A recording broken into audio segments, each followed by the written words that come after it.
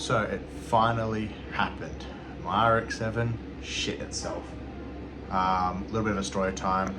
Basically, I was driving in the rain about a week ago, maybe 2 weeks ago with my mate, and this absolute monkey, about 4 cars ahead, completely stopped in the 70 zone. Like completely stopped, and all the cars then stopped. We're all going like 70, and I slammed the brakes and I skidded. Like I actually fishtailed on the spot to a halt. We were all okay. We drove off. But then the car was acting really funny. It was like jumping. It was going to 1,000 RPM at idle while I was like at the stoplight and stuff, which is a bit weird. You know, it's meant to sit about 700, 800. Come home, put it in park to like put it in because it's automatic. Goes up to 2,000 RPMs and just stays there. Now I've done the basics. I've checked the throttle body. I've checked the coolant levels and everything like that just to see if there's anything that might be affecting it, the air intake and stuff. All of it's fine. So all I can chalk it up to is the car just having an absolute meltdown. Honestly, I can't be bothered trying to diagnose it anymore. I was going to do it in a month anyways, but it's time for the rebuild. So what I've been doing over the last few days is kind of starting to fix up the garage. Now it's not perfect by any means. It's a long way to go. Pretty much I've got, well, my original workbench is that one there, but I've got this one here. I've got this one here, both from Super Cheap Auto, nothing crazy. But what I'm going to do is I'm going to get a piece of timber cut and stuff like that, thick piece, and I'm going to put it across. So I've got these 2 workspaces to work with. Yeah, I lose the door, but I've got room to actually rip the engine out of the car, begin the rebuild process. Now, this is going to be a multi-part series. This will be something that I will do a tutorial for. So if you've got the same car, you've got a 13B of this generation, you want to know how to rebuild it, very least pull it out of the car, I will be recording most of my, I'm going to call them misadventures, because realistically, when has this thing ever actually worked for me? But the misadventures of this rebuild. And yeah, just a really short video, pretty much just a quick little update on what's kind of going on with the car. We'll be most likely going turbo. I do have the turbo, it's outside. I'm cleaning the space, used to be a shelf here, I'm cleaning up the area. We'll most likely be going turbo, maybe post rebuild first though. Might do the rebuild first, then turbo it. Do have the lower intake manifold for it. Meant to have the upper intake manifold. I've got to chase that up. I ordered it subd, so it hasn't arrived.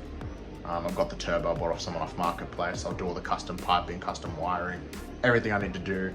This will be a multi-month process. These videos might come out weeks apart, they might come out months apart. I really can't say for certain. So if you're going to follow along, if you want to do it yourself, it's going to be one of those things where I'm not going to guarantee that I'm going to be uploading consistently.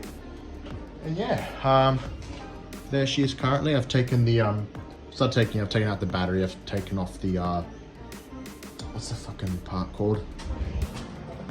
That thing there. So I'm holding this phone backwards.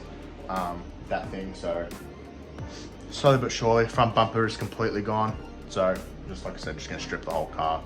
Rear bumper's also missing. And yeah, get this thing started. So hope you're all looking forward to that. So I'll show what I've done so far, which isn't a crazy amount. So I've removed the battery.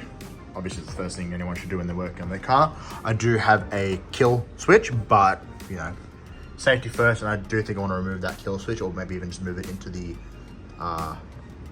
interior of the car, so it's just easier to work with. So I can just do it on the fly kind of thing. Then I've removed the intake, the stock intake. So there will be 2 on your car, if it's in good condition. And I say that because mine's not. There'll be 2 bolts, you unscrew those, and there'll be 1 more here. Take that out, and that lets you take off this part here. So it'll sit like that. So 1, 2, 3. That'll allow you to take it off, and you'll unplug it from that. You can see this other one here. It'll come out off of that. Now for this one, again, same thing. If yours is in good condition, you'll have a little bit more to work with than I do. I'm not going to put the stock one back in. Mine's going because I'm going to go cold air. Plus it'll be turbo, and I'm going to do a whole bunch of routing and shit like that. But you'll have 1 point here. You'll have 2. There'll be 3. And I believe that is the only 3 actually. 1, 2, get 3. And then you want to, on here, there'll be a band to unscrew. You do that, it's like a clamp, to undo that. Then there will be, on the underside, they'll be attached to this, it'll be attached to this, and it'll be attached to this. and all of which, when you're pulling it out, you'll see it. That's pretty much what I'm up to at the moment. I'm gonna probably drain the coolant now, maybe the oil, and then start taking out the rest of the engine, all bits and pieces. Hoping to get the cooling assembly all out. So I want to, cooling assembly. I want to get the radiator, the shroud fan, the fan shroud, all that stuff removed, and some of the pipes and stuff, and the overflow tank as well. Just a quick add-on. It's technically the second day of working on the car. Finally got most of the radiator out. I don't know what the second part is. I know behind this is a smaller automatic transmission cooler. I don't know what this is though. I don't know if there's like I don't know if it's two-phase or something. I'm not really entirely sure, unfortunately. My knowledge kind of ends here. I finally got that radiator out. Next will be taking off all the accessories and then moving on to the engine, taking off the upper arm manifold and stuff like that.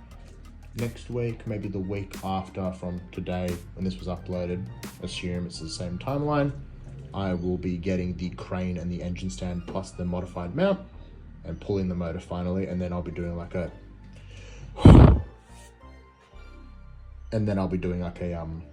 first person GoPro kind of build on the engine, so you kind of can follow along as well as I do it. As long as I get it all right, of course. Otherwise, you know, no point following me if I get it wrong. Anyways, that's me for today. I hope you guys follow along because I think this is going to be a very entertaining series. Dance with me.